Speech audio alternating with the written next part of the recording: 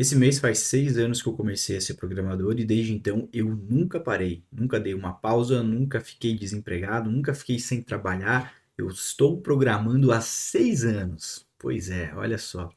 E uma ideia que eu tenho sobre trabalho e como você não parar de fazer algo que para você muitas vezes é cansativo e exaustivo e você muitas vezes fica desanimado, é que você precisa entender quais são os pontos de alívio que você tem, ou pontos de alívio de pressão, né? Como assim? Se você trabalha, se você programa, se você estuda há muito tempo alguma coisa e você não vê resultado naquilo que você está fazendo, isso é um grande impeditivo de progresso. Porque por que você vai continuar fazendo alguma coisa se você não vê resultado naquilo que você está fazendo? E é interessante pensar sobre isso, que na realidade eu estava pensando em outra parada. Eu liguei pro meu pai e falando com ele no telefone, eu estava falando sobre trabalho, porque o meu pai é uma pessoa que nunca trabalhou com o que gostava de trabalhar. Na verdade, ele trabalhava com coisas que ele odiava. Ele odiava trabalhar com o que ele trabalhava, mas ele foi uma pessoa que teve muito sucesso também no que ele estava fazendo na vida dele. E ele trabalha até hoje com algo que ele não gosta. E eu também estava numa situação em que eu não amo programação. Eu não sou o cara que nasceu para ser programador. Eu não acho que programação é o que eu amo de paixão. Na verdade, eu tenho certeza que isso, né, não é o que eu amo de paixão, mas é o meu trabalho. E é o que me traz uma remuneração gigantesca, é o que me permite viver coisas incríveis e pago o preço, né? Mas como fazer, né, para não desistir nesse momento? Porque se você faz uma coisa que você não gosta por muito tempo, como suportar esse processo? E aí eu estava perguntando exatamente isso para ele, e ele falou que, cara, durante o seu durante o seu trabalho, enquanto você está fazendo as coisas que você precisa fazer, você tem que achar atividades que tornem o caminho interessante. O que significa que se você está trabalhando com algo que você não gosta, você tem que encontrar algo dentro desse meio de trabalho, desse setor de trabalho, que seja interessante para você, que você possa tirar proveito disso. Talvez uma habilidade intrínseca àquela profissão pode te ajudar a ter mais prazer durante aquele momento de trabalho. E eu fiquei pensando nisso, sobre a minha carreira, no que eu fiz durante a minha carreira, e eu percebi que na minha carreira eu fiz várias vezes esse tipo de coisa com projetos paralelos. Então eu era desenvolvedor de aplicativos, eu trabalhava com Xamarin, o falecido Xamarin, ainda trabalho, só que agora com .NET MAUI, e eu gostava muito de desenvolvimento nativo. Então eu começava a fazer projetos nativos.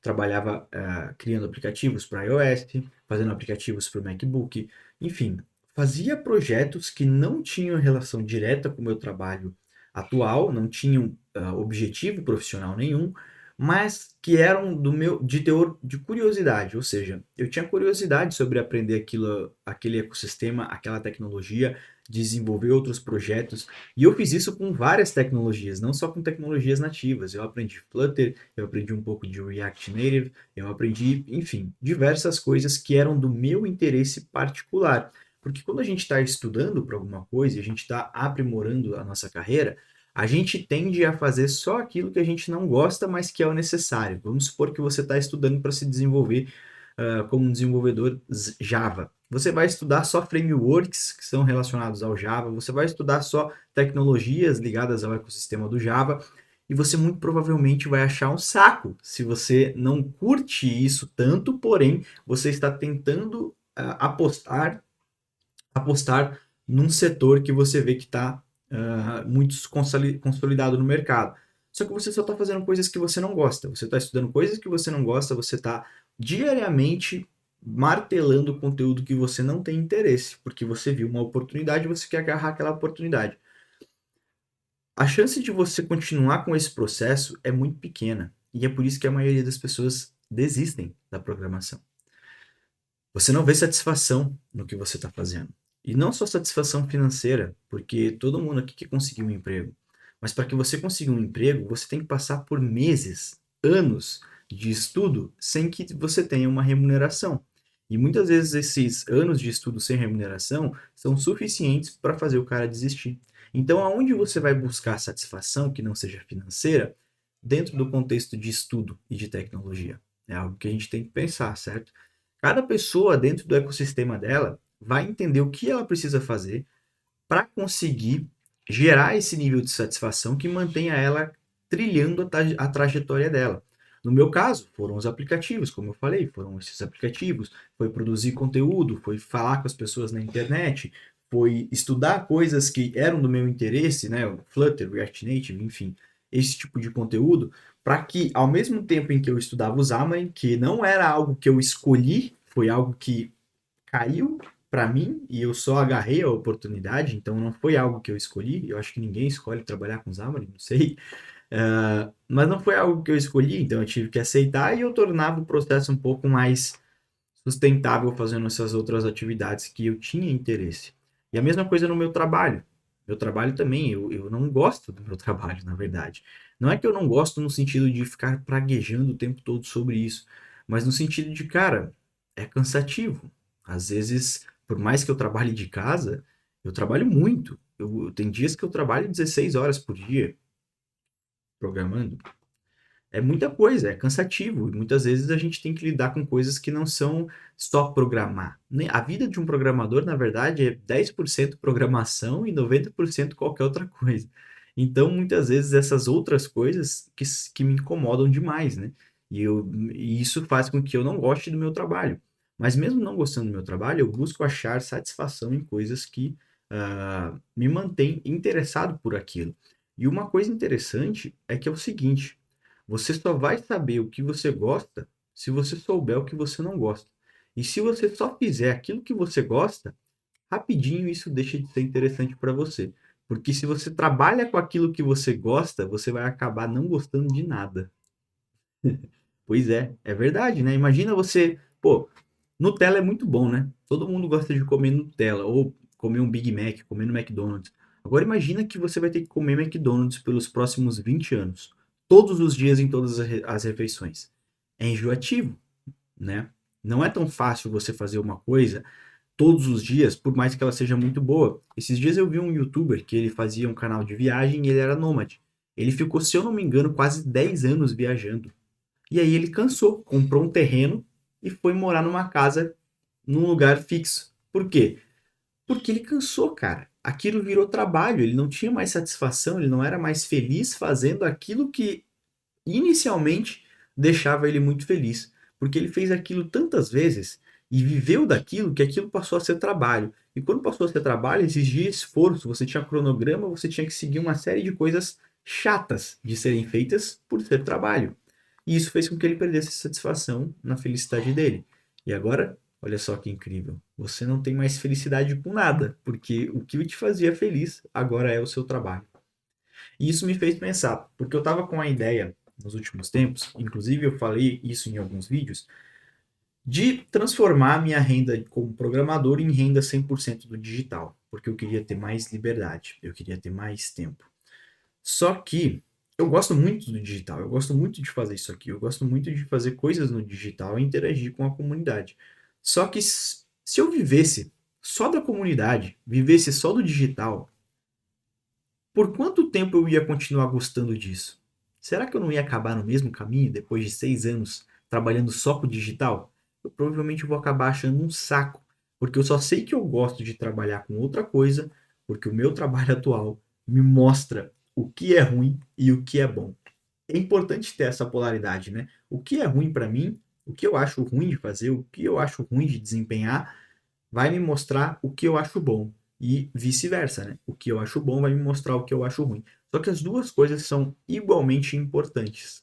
E eu acredito que tem até uma certa vantagem em você não gostar do que você faz, porque você acaba fazendo as coisas por puro ódio. E o ódio, ele é o sentimento que mais motiva, acima do amor, né? Eu acho que o ódio motiva mais do que o amor.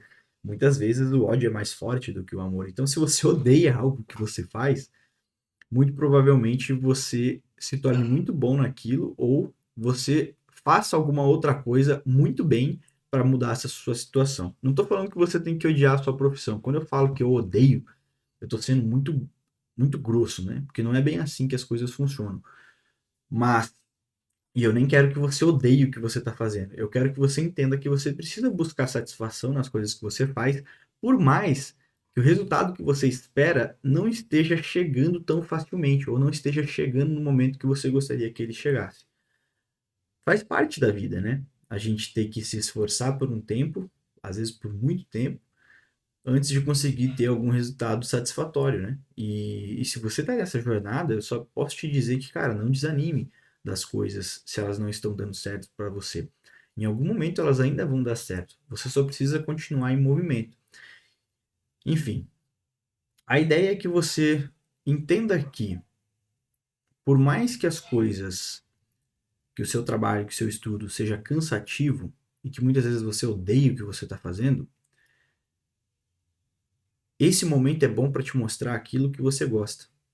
É bom para que você saiba o que te faz feliz.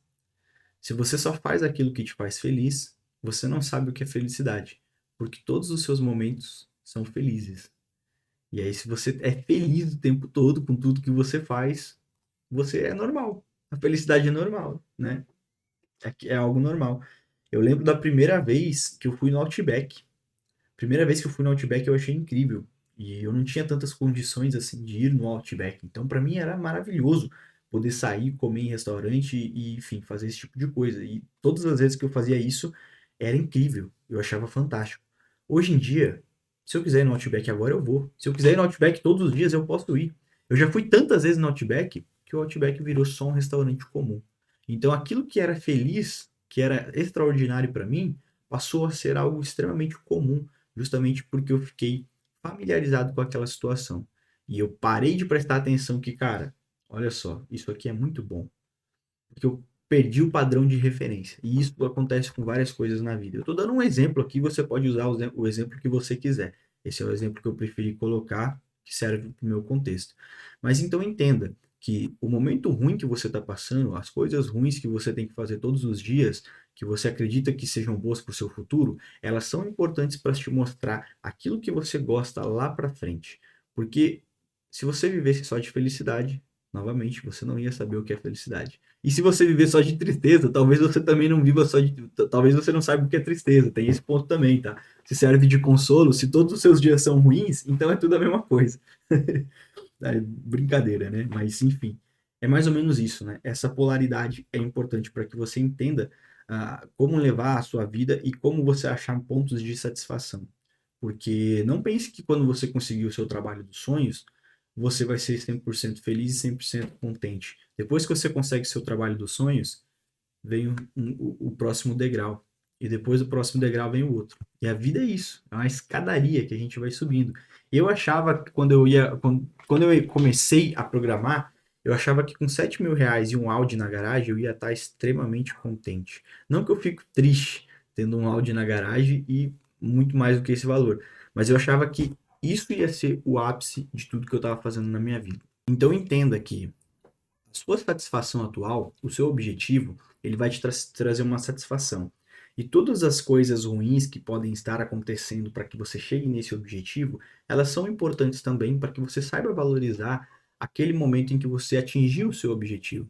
E entenda que quando você atingir esse objetivo, novos objetivos vão aparecer lá na frente, e aí você vai passar por novas provações para que você tenha satisfação de novo. E é importante você saber também o momento de parar. O que é suficiente para você? Você já pensou sobre isso? Porque não adianta você ter uma busca infinita por coisas e dinheiro e carros e coisas assim. Não adianta você buscar isso infinitamente, porque isso não vai te trazer paz, muito menos felicidade. Isso vai te trazer angústia e ansiedade. Então entenda também qual é o momento em que você acha que as coisas são suficientes e seja realista com o seu potencial, com as atuais habilidades que você tem, porque não adianta nada você sonhar se você não consegue realizar porque você não tem competência suficiente para fazer o que precisa ser feito para chegar onde você precisa chegar. Entenda a sua capacidade, melhore o que for possível, mas tenha o pé no chão para que você não seja frustrado e ansioso com as coisas que você pensou para sua vida. Tenha consciência de que as suas escolhas envolvem ações. Se você tem um objetivo grande, você vai ter que agir muito grande, você vai ter que fazer coisas grandes. Então entenda que todo objetivo que é para ser realizado, não é um sonho. Um sonho é muito bonito, a gente pode sonhar com o que a gente quiser, mas um objetivo grande, ele depende de ações grandes, atitudes gigantes. Então esteja preparado para fazer isso, se você quer atingir um objetivo muito grande. Por isso que a gente pode ir traçando pequenos objetivos ao longo do caminho. Meu primeiro objetivo era conseguir fazer R$ 5.000 por mês. Depois que eu atingi R$ 5.000 por mês, aí eu fui para 10. Depois dos 10, eu fui para 25. 25 era um objetivo que eu tinha. Depois dos 25, eu honestamente não pensei mais sobre isso. Porque mais do que isso era só mais do que isso. Então eu parei de pensar nesse negócio e comecei a pensar em outras coisas. O que eu poderia construir, qual o legado que eu poderia deixar, o que eu poderia fazer para as pessoas, como eu poderia ser um ser humano melhor, um mentor melhor, um professor melhor, um amigo melhor.